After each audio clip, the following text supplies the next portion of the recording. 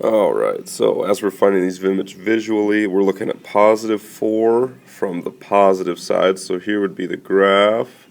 It looks like it's going to positive infinity. If I look at the same thing from the negative side, though, at positive 4, it's still going to positive infinity. As x gets infinitely large, so in other words, as I move to the left, or excuse me, to the right, so I'm just generally going this way, I see the graph does that, and so y appears to be approaching negative 2. Oops, negative 2. As x approaches 0, it looks like I'm at 1, 2, 3, positive 4 for y. As x approaches negative infinity, so as we're going to the left this way, the graph is going down, and y is getting infinitely small. And as x approaches positive 10, I'm at 1, 2, 3, 4, 5, 6, 7, 8, 9, 10. Y is going to be 0. Okay, where am I discontinuous? So as I look generally from left to right, I'm negative infinity. All of a sudden I don't work when x is equal to 0. At x equals 4. And at x equals 10. Okay.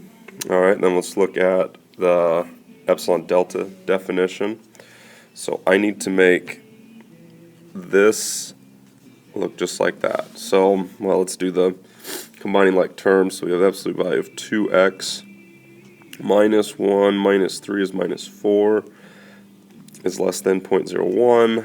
Looks like I'm going to pull a 2 out. So then it's x minus 2 is less than 0.01, which is just like that. Divide by 2. X minus 2 is less than 0.005, which is what delta must equal then. Okay, now we'll go to the analytical limits. And let's see, well, always double check, make sure you can't just plug in the number, as it looks like I can. So 3 times 2 squared plus 5. 2 squared is 4, 12, plus 5 is 17.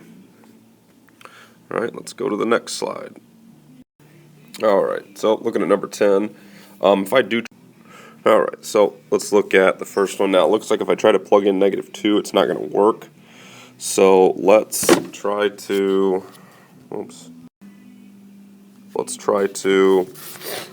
factor everything. So it looks like if I go x plus 2 times x minus 2 on top, all divided by, alright, and this one's, you'd have to look this one up. This is a perfect cube. So it'd be x plus 2, and then I believe it's x squared minus 2x plus 4. Those cancel. Plugging in the negative 2, I should get a negative 4 on top, all over. Negative 2 squared is 4. Negative 2 times negative 2 is 4, and plus 4. So I should end up with negative 4 over 12. 4 goes into itself once, and into the denominator 3 times. Alright, number 11, that's a special pattern, and so it should be just 1. 12 is also special, so that's 0. Number 13, x minus 3 on top doesn't change, and x plus 3, x minus 3 is cancel, so I'm left with 1 over, bring that in, 1 over 3 plus 3, so it's 1 over 6. Here, looks like, hey, I should probably just try to plug that in. So I'm left with 9 minus 25, and then that whole thing's squared. 9 minus 25 should be 16. 16 squared is 256, I believe. Alright, so then we get to number 15. Number 15, you will have to multiply by the same thing as the top, but different sign there to rationalize it. So we should end up with x plus 5 minus 9 on top, and then this whole thing on bottom, x plus 5 plus 3, just like that. So on top we should end up with x minus 4 all over x minus 4 times the square root of x plus 5 plus 3. Those cancel. I'm left with 1 over, and if I plug a 4 in there, the square root of 4 plus 5 plus 3. 4 plus 5 is 9, square root of that is 3, so I should end up with 1 over 6. Alright, number 16, tangent of x over x. Let's rewrite tangent as sine of x, sine of x over cosine of x. Ooh, I don't know why my pen's not working. All over x itself. So if I rewrite some of this, I'll have sine of x over cosine of x times 1 over x. Now if I change those two positions, I'll have sine of x over 1 over cosine. Well, sine of x over x is just 1, so then I'm left with 1 over cosine of x. Cosine at 0 is 1, so my answer is 1. And then here, okay, if there's a 2x there, I need a 2x in the bottom, which means I have to multiply the whole thing by 2 over 2. Well, then I have 2 times sine of 2x over 2x. This is 1 times 2 is 2. Alright, number 18.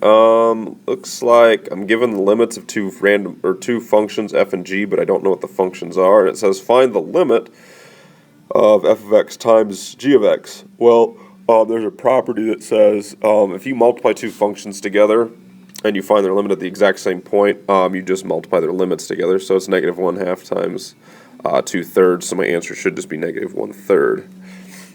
19. Find all vertical asymptotes.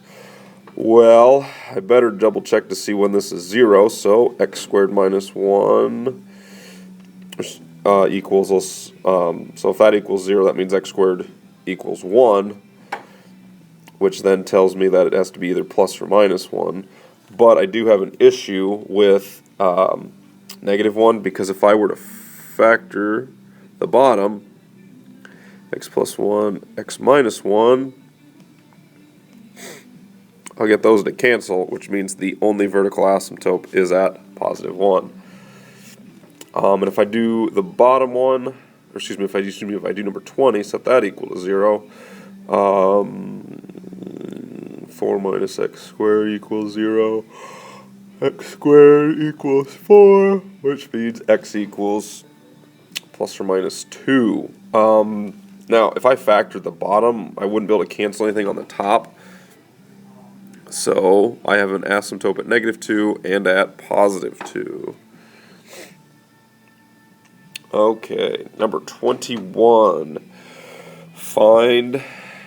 Show that there's a 0 in the interval of 0 and 1. Okay, so this is the intermediate value theorem. So what I have to do is I have to first plug in 0 into the function, and I have to plug in 1. So if I plug in 0, I get 0 plus 0 minus 1. So I'm at negative 1. And if I plug in 1, I should get 1 cubed is 1, plus 2 times 1 is 2, minus 1, so I get 2. Okay, now, by the intermediate value theorem, as long as I know this function is continuous, which it is, and I have a number below 1, negative 1, or excuse me, below 0, and an answer above 0, I can guarantee that that f of c equals 0 in the interval 0 to 1. Now, I do want you to go ahead and find it for this question. Now, if you try to factor this or do any type of solving, you're going to run into a problem. Alright, so to solve this, you're going to have to use your solver, and I did this ahead of time. If you use your calculator or you graphed it or whatever and evaluated it at 0, C would have to equal 0.453, something like that. It's some irrational number. Okay, and let's go to number 22, kind of the same deal. Let's see, we want to guarantee that we're going to get an answer of 11 in between this here somewhere. So if I plug in 0 into the function, I should get negative 1. And if I plug in 5, I need to get a number above 11. 5 squared is 25, plus 5 minus 1 is 29. So I've guaranteed, because this is a continuous function, that I'll have an answer of 11 somewhere between 0 and 5. So let's solve this, and now this one can be factored. X squared plus x minus 1. Oh, let's go. Oh, excuse me. Has to equal, not 0, has to equal 11. Ooh, almost made a big mistake.